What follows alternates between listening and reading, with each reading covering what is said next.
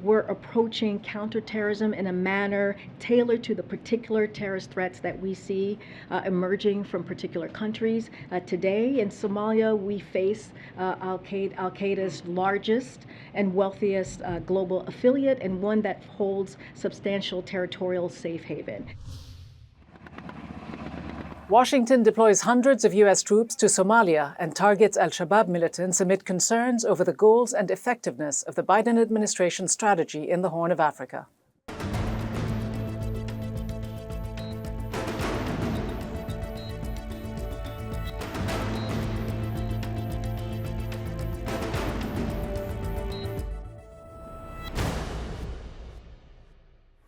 Hello and welcome to the program. I'm Ghida Fakhry.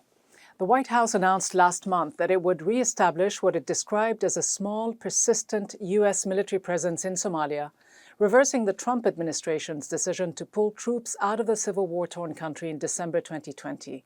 The Biden administration announced in mid-May that around 500 U.S. Special Ops personnel would be based inside Somalia, where they have engaged in recent years Al-Qaeda-linked Al-Shabab militant groups and trained Somali forces.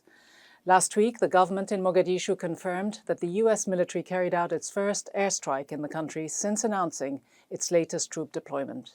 Since 2007, the U.S. has carried out more than 200 drone and other airstrikes in Somalia, allegedly killing dozens of civilians and hundreds of militants. The U.S. has helped train and equip the country's army and its elite Danab special forces, which have been fighting Al-Shabaab fighters. Somalia's newly re-elected president, Hassan Sheikh Mohammed, expressed his support for the Biden administration's decision to station U.S. troops inside the country. They have been building the capacity, they have been mentoring the Somali National Army, they have been training and equipping them. So it's an opportunity for us to have those forces in the ground right now. The redeployment of U.S. Special Operations Forces comes almost 30 years after the Battle of Mogadishu, when 18 American soldiers, hundreds of Somali fighters, and at least 200 civilians were killed, according to the International Committee of the Red Cross. The loss of U.S. forces, immortalized by Hollywood in the movie Black Hawk Down, and the graphic images of dead U.S. soldiers dragged through the streets of Mogadishu, led the Clinton administration in early 1994 to end its military mission in support of the UN peacekeeping mission in Somalia, UNOSOM, which withdrew a year later in March 1995 following the loss of 157 peacekeepers. American troops were redeployed to Somalia in the wake of the 9/11 attacks as part of the US-led military campaign against Al-Qaeda and its affiliates. So have any lessons been learned from previous U.S. troop deployments to Somalia, and will a renewed U.S. military presence inside the country help stabilize it, or will it fuel more extremism and violence? Joining me now is Somalia's former Minister of Foreign Affairs, Abdusalam Omer. Dr. Abdusalam Omer, some would argue that the United States never really left Somalia, that even after the withdrawal of U.S. troops in late 2020, American forces were stationed just across the border in Kenya and were going, presumably, in and out of Somalia whenever they wanted. Is it in Somalia's best long-term interest today to have U.S. troops stationed once again inside the country? I should think so. Somalia have been fighting insurgents for the past 20-some years, or at least 10, 15 years.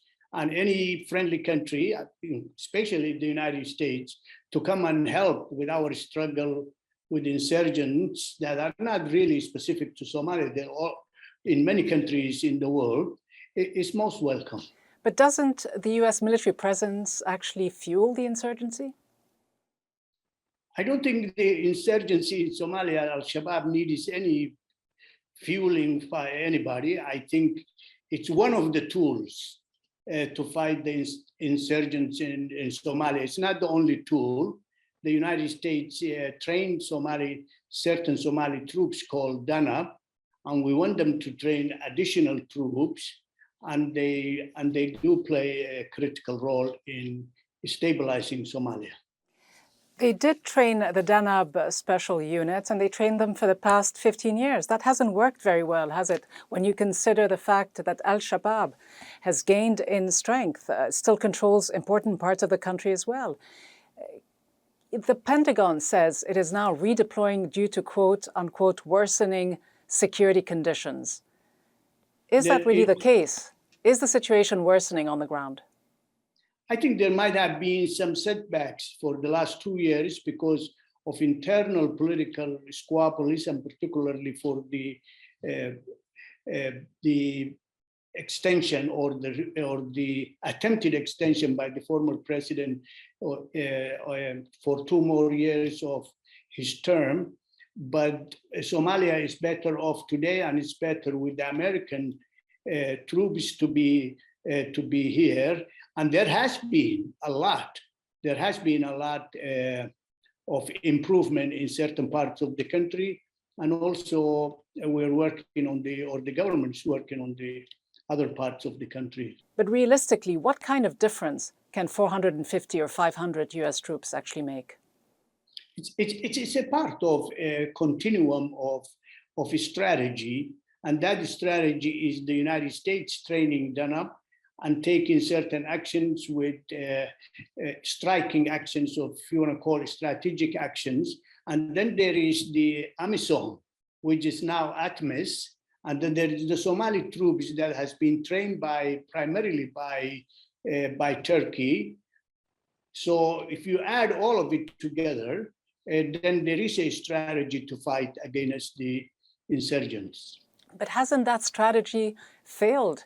Can there be a military solution in dealing with Al-Shabab, or will the Somali government eventually have to negotiate with them to find a political power-sharing solution?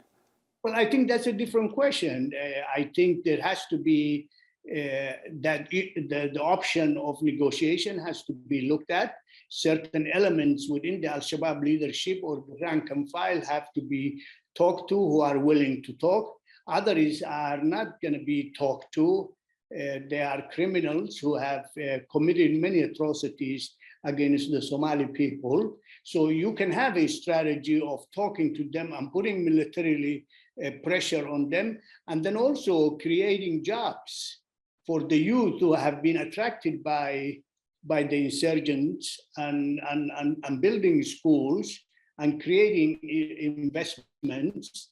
So it's got to be the whole package that will help us fight these insurgents. But that's obviously not the focus of the United States policy, is it? I mean, to what extent is this US troop redeployment aimed at Russia and China's growing influence in Africa? That might be an element, but from our perspective, the United States and the EU and other Western countries have been there for Somalia, supporting the humanitarian crisis. They have been there for the past 30 years or 20 years at least, with development issues. And this is just a part of the package that the United States is supporting with the Somali people. Is there an issue of rivalry between the superpowers? That might be the case. Well, you know the US political system very well, having lived here in the United States for many years and worked in various capacities, including as Chief of Staff to the Mayor of the District of Columbia. You've also worked closely, to a certain extent, with the Chinese when you were Foreign Minister. You know the Chinese system. You negotiated a bilateral agreement with China when you were Foreign Minister to strengthen diplomatic relations and all areas of collaboration. Now, one country seems to focus almost entirely on a military approach. The other has made significant inroads through its reconstruction projects, its development initiatives. What does Somalia today really need? A more militaristic approach or more economic help? Well, I do differ a little bit with your assertion, because the Chinese have been a friend of Somalia for a long time, as well as the United States. But the engagement of China have not produced yet some of the things that you are mentioning. In fact, the United States is the one that has been here for extended period of time and been helping the developmental course and also helping the humanitarian course. And we welcome if they add that to the training of troops and doing surgical attacks against the Al-Shabaab. Sure, but does the United States fundamentally understand what African countries want and what they need? Does it have the right strategy? Because if Somalia's problems are mostly economic, you could argue that if the US invested a fraction of what it does and what it spends on drones and special operations by helping the country economically, it would be a much wiser investment from its perspective and far more beneficial for you in Somalia in the long term, wouldn't it?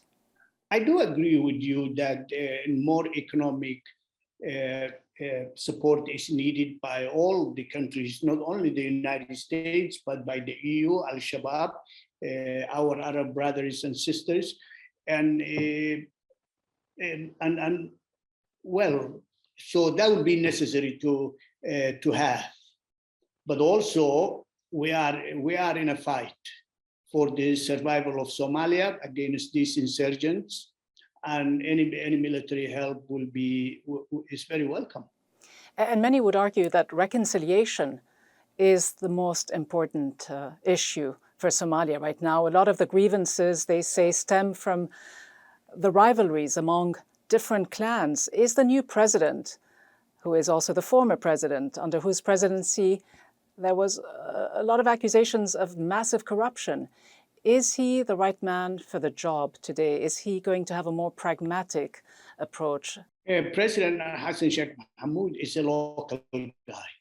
Not only that he was a president before, he was a rector for a university that he created himself. He was very active in the civil society. I don't think anybody can understand more than he does the problems of Somalia. And but his presidency was accused of massive corruption, though, wasn't it? I don't think anything has been approved. I think it's very easy in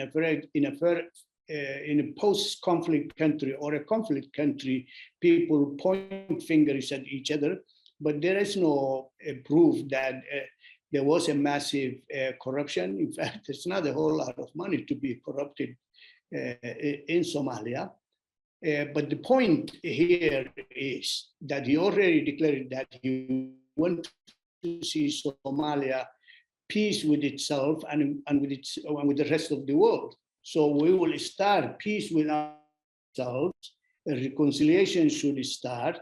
The humanitarian aid should be taken care of, and the people who are being affected by the famine has to be addressed. And also we need to fight the insurgents and also have the carrot and the stick at the same time. Abdusalam Omer, a former foreign minister of Somalia, thank you so much for being with me and for making the time. You're welcome, madam. In recent years, the US military has expanded its footprint in Africa. The United States Africa Command, AFRICOM, maintains more than 24 military outposts across the African continent. According to its 2019 planning documents, there are 29 bases in 15 different countries or territories, with the highest concentration in the Sahel region to the west and the Horn of Africa to the east. Somalia is one of 22 African countries where US special forces were active as of 2019. They accounted for 14% of the total global deployment and conducted hundreds of missions annually, often in conjunction with local forces. The head of AFRICOM, General Stephen Townsend, has tried to make the case to the US Congress that military bases in Africa and the missions the Department of Defense operates from them are integral to US national security interests. According to the Defense Department's Africa Center for Strategic Studies, there are currently around 25 active militant Islamist groups operating in Africa, up from just 5 in 2010. That's a jump of 400%. Now, while US policy towards Somalia may be focused on fighting Al-Shabab and Al-Qaeda, international organizations are warning that the country, once again, faces a severe drought that could affect almost half the population. The situation is extremely dire and grim.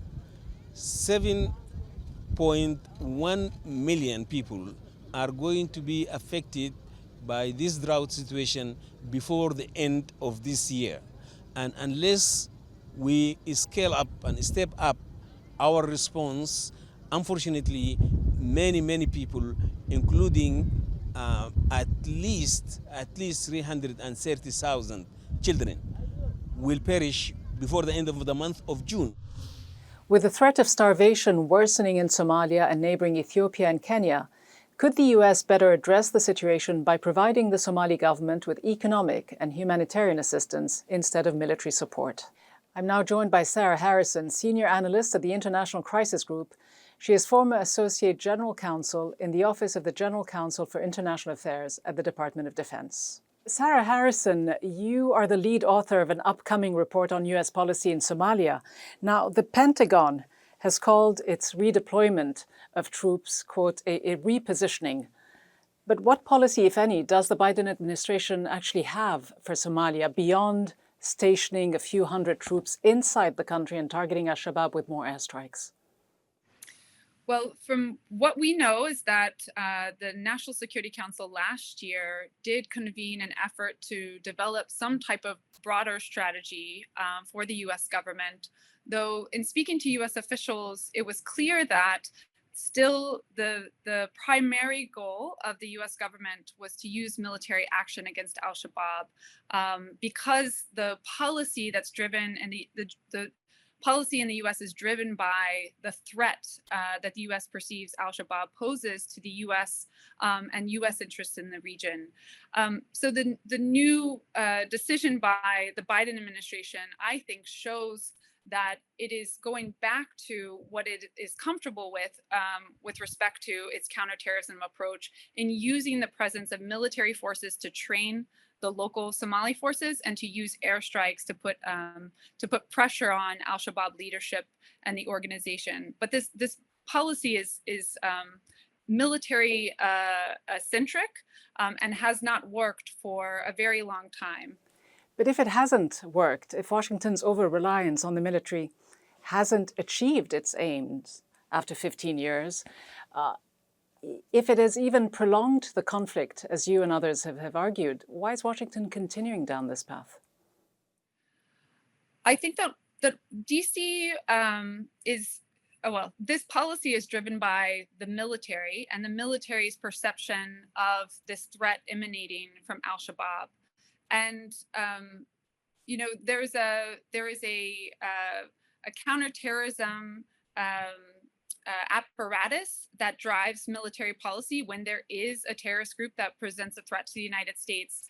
And the problem with this narrow focus of the military approach is that it doesn't get at the drivers of conflict in Somalia. And the biggest obstacle to peace in Somalia is this lack of reconciliation. And this lack of reconciliation between the federal government and the federal member states, but also internal to the federal member states. And the problem with that is that it drives al-Shabaab to exploit this fraught political dynamic, and al-Shabaab provides services to the people in place of the federal government that is more focused on political infighting. And at least that we saw in the last administration, the Farmajo administration in Somalia, the president was focused on centralizing power, and al-Shabaab was not the main priority for the government. And so all of this lack of reconciliation weakens efforts to fight al-Shabaab, and it strengthens al-Shabaab. And so it weakens efforts from the international community to get at what should be the goal, which is ultimate peace and stability in the country. And I think that the US government's reaction to squeeze the problem when it sees that there's a terrorist threat is not achieving the desired results. And what happened to candidate Biden's promise that he would end the quote-unquote forever wars? He's now ordered more troops back into Somalia. We'll see more airstrikes, more drone attacks. You worked at the Pentagon for 4 years. Is it the Department of Defense and the industrial military complex in the end that is driving this, that is pushing the US into yet more intractable wars? Yes, this clearly does stand in contrast to the president's declaration last fall that the U.S. is no longer at war, the first time no longer at war for 20 years. And so I do think that this is, again, this is the counterterrorism approach that has failed for decades that they are relying on in Somalia, and that has to change. And Crisis Group isn't pushing for state building. There's a lot of crisis fatigue and leadership fatigue in the US government, but incremental changes could help lead to incremental progress towards peace and stability in the country. And so that's what the US should focus on. The Biden administration should focus on shifting policy, because at the end of the day, the Somali people are the ones who most acutely feel the crises and conflicts that are happening there and the brutality of al-Shabab. And so that should be the end goal. It shouldn't be a containment or a degrade and disrupt strategy. It should be a strategy towards peace and stability. But can that ever be the end goal if seemingly the United States is interested in re-establishing and maintaining military bases across the continent, perhaps to check the growing influence of Russia and China? I know you served as the lead attorney on the planning and conduct of DoD activities in Africa. There seems to be a lack of transparency when it comes to the size and the scope of US military operations in the Horn of Africa and the wider region. I mean, there are allegations, as you know, of human rights abuses perpetrated by state security forces in the Sahel region, well documented by Amnesty and Human Rights Watch. Will we see an increased transparency? And how concerning is it for the US to be training and equipping the armies, the military units of states accused of serious human rights violations? I think that the silver lining here, if there's any, of the US decision to send forces back into Somalia and use air power, which has been well received by the Somali political elite who rely on that external pressure to fight al-Shabaab, I think that the silver lining is they need to use that as leverage to see progress by the federal government, to push them to address reconciliation, to address state building measures that have long been lagging because there hasn't been that peace building effort. And so if there is any progress to be seen, it's to push al-Shabaab to the negotiating table, because I should make this point because it's very important. Every US official we've spoken with and every former US official we've spoken with who worked on Somalia agrees there will be no battlefield defeat of al-Shabaab. And if that's the case, if that is the consensus, then that has to be drafted into written policy of the US government, that the end here has to be a negotiation and a political settlement. And there should be changes in policy to try to reach that and to support the Somali government, because even President Hassan Sheikh has said that he agrees with that as well, that there will have to be a political settlement. So to work together with the international community and the Somali government to come to the negotiating table with al-Shabaab is important. And the military aspect can be a piece of that, but it cannot be the solution. And for too long, it's been the main approach by the US government to contain al-Shabaab. And it's not effective, and there has to be change by the Biden administration. Sarah Harrison of the International Crisis Group, great to have you. Thank you so much. Thank you so much. Now, since the Black Hawk Down incident and the pullout of US forces from Somalia, Washington's position has remained ambivalent. In reality, the US disengagement from the war-torn country was short-lived.